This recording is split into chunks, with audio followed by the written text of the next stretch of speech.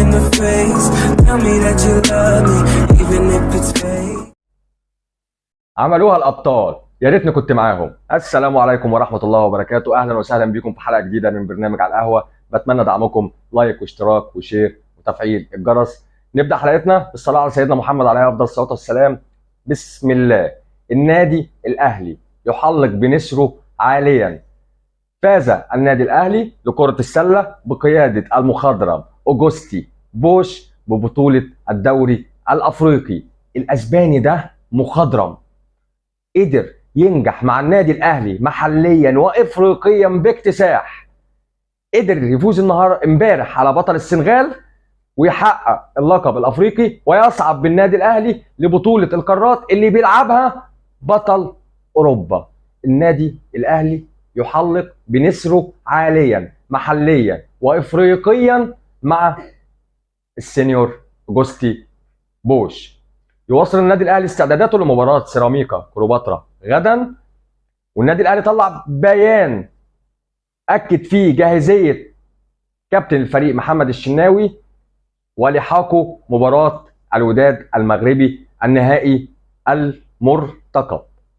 النادي الاهلي قدر يفوز في المباراه اللي فاتت على طلائع الجيش باقل مجهود باقل امكانيات بالبدلاء، ونحط تحتيها النادي الاهلي بيثبت الاهلي بمن حضر.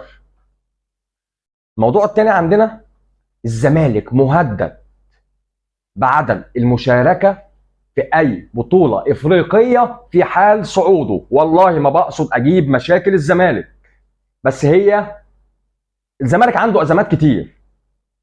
اخطر الاتحاد الافريقي اتحاد الكره المصري بارسال رخص الانديه اللي هتشارك في بطوله افريقيا، والفرق اللي هتشارك في افريقيا لازم ما يكونش عليها مديونات في الاتحادات المحليه. طبعا الاتحاد المصري اتعلم من اخطائه اللي هو عملها في نفسه، وكان فيها بعض التعنت لنادي الزمالك. طبعا احنا عارفين وقف القيد اللي حصل اللي فات، الزناري والسيسي وبالحاج، وفيديوهات المستشار مرتضى منصور اللي قال فيها اتحاد فاسد واللي بيفتح للاهلي بس، والقصص اللي احنا عارفينها دي. ما هو سياده المستشار كل حاجه ليه بفيديو او مؤتمر صحفي. قلنا امبارح ان هو داخل موسوعه جينيس في عدد المؤتمرات الصحفيه 3310. اتحاد الكره ليه عند الزمالك قرابه 60 مليون و200 الف جنيه. السنه اللي فاتت الاتحاد بعت رخص الانديه اللي هتشارك في بطوله افريقيا، وكان فيه ديون على كل الانديه اللي مشاركه في البطولات الافريقيه بما فيها الاهلي. قال لك انا اتعلمت من اخطائي ومش هبعت رخصه اي فريق بما فيهم النادي الاهلي الا لما يسدد ديونه. الزمالك داخل على كارثه، مبلغ رهيب لازم يدفعه. اجتمع المستشار مرتضى منصور مع الكوتش اوسوريو واكد ان هو هيستمر في النادي، وكل الاسماء المطروحه من وحي الخيال. الكابتن جمال عبد الحميد نفس الكلام على لسان المستشار مرتضى منصور اللي هو رئيس او مش رئيس او عضو او مش عضو لنادي الزمالك. هنعرف الكلام ده في الفتره اللي جايه ايه صفه المستشار مرتضى منصور بعد حكم عزله عن رئاسه نادي الزمالك. بحكم قضائي تم عزل مجلس الاسماعيلي عن قياده النادي برئاسه ابو بكر الحديدي. ازمات الاسماعيلي تتوالى، خروج من كاس مصر، اي نعم طلع من الهبوط، هرب من الهبوط. ازمات تتوالى، ديون كتيره جدا، مستحقات لاعبين متاخره. اتمنى من وزير الشباب يحاول يتدخل. طبعا اللي هيقود النادي في الفتره اللي جايه اكيد زي ما اللائحه بتقول هو المدير التنفيذي. الاسماعيلي مواويله ما بتخلصش، كل سنه في نفس الكلام، كل سنه مهدد بالهبوط. جماهير الاسماعيلي ملهاش ذنب. لازم نشوف حل لنادي الاسماعيلي، النادي العريق، النادي الجماهيري. لازم نشوف حل، لازم نشوف له بيزنس، استثمار، تأسيس شركة. لازم نشوف حل، لازم الاسماعيلي يعمل اكتفاء ذاتي لنفسه. حتى مع دعم المحافظ ودعم وزارة الرياضة، الاسماعيلي بيكون غير قادر على سداد الديون والمستحقات. طبعا احنا عارفين ان عقود اللعيبة كلها بقت في حتة تانية، زي ما الكابتن سيف زاهر بيقول عقود اللعيبة في مصر بقت في حتة تانية، وبنتعامل بالدولار اللي هو بقى في حتة تانية. إمام عاشور ودخول بيراميدز في مفاوضات جادة لإمام عاشور. حس نادي بيراميدز إن إمام عاشور عايز يجي النادي الأهلي، وطبعا كلنا عارفين صنع بيراميدز صنع من أجل النادي الأهلي. عارف نادي بيراميدز إن إمام عاشور احتمال يجي النادي الأهلي عشان هو مش مبسوط مع ميتلاند الدنماركي، وابلغ ناس مقربين ليه في نادي الزمالك ان هو مش عايز يكمل احتراف في اوروبا. وطبعا عارفين الضائقه الماليه اللي بيمر بيها نادي الزمالك واستمرار الحجز على ارصدته، فصعب يجي نادي الزمالك لان المبلغ بتاعه هيكون كبير جدا جدا جدا، وهيكون معدي الفئه الاولى في نادي الزمالك. فدخل نادي بيراميدز عن احد وكلائه في مفاوضات مع اللاعب بيجس نبضه. ايه يا امام، عندك طموح؟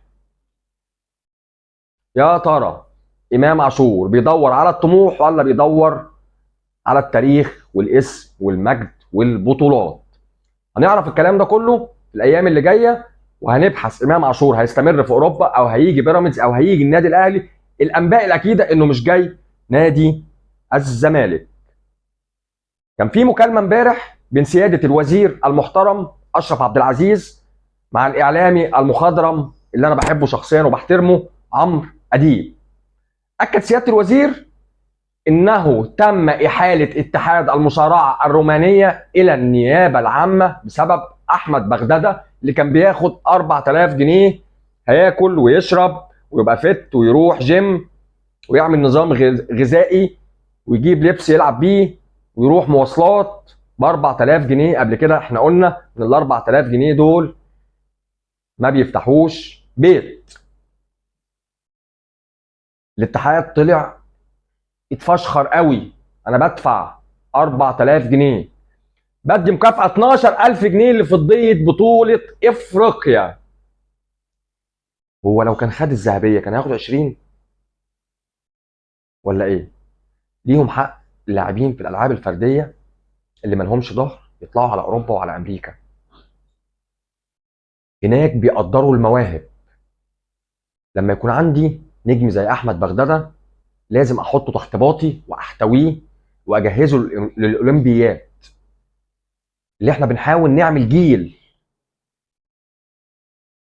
يرفع اسم وعلم مصر والنشيد الوطني في الاولمبيات. حلم الذهبيات. الصين بدأت من الصفر في صنع اللاعب الاولمبي، كلمة كبيرة جدا. لازم كل اتحادات الالعاب الفردية والجماعية تهتم بلاعيبتها وتحاول تنميها وتحاول تراضيها ماديا.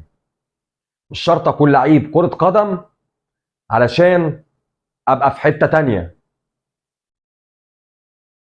فاز الاتحاد السعودي بالدوري السعودي بعد غياب 14 سنة للمرة التاسعة في تاريخه بقيادة النجم الأهلاوي المحبوب بالنسبة للأهلاوية وقائد فريق الاتحاد السعودي ببطولة الدوري السعودي. اتحاد جدة قدر يفوز بالدوري بعد غياب 14 سنة للمرة التاسعة في تاريخه بقيادة النجم كابتن الفريق احمد حجازي، ومعاه طبعا نجم الزمالك السابق طارق حامد. مليون مبروك للاتحاد السعودي، مليون مبروك لاحمد حجازي وطارق حامد، اول دوري ليهم في السعوديه. قلنا ان شاء الله احنا بنجهز حلقات هنشرح فيها طريقه لعب الوداد المغربي وخطه المدرب، وهنجيب اهم مميزات خط في الفرقه، من حراسه المرمى لخط الهجوم. انتظرونا في الحلقات القادمه. اتمنى من الله ان الحلقه تكون عجبتكم، بتمنى دعمكم ليا. اخوكم ميدو، لايك واشتراك وشير وتفعيل الجرس. السلام عليكم.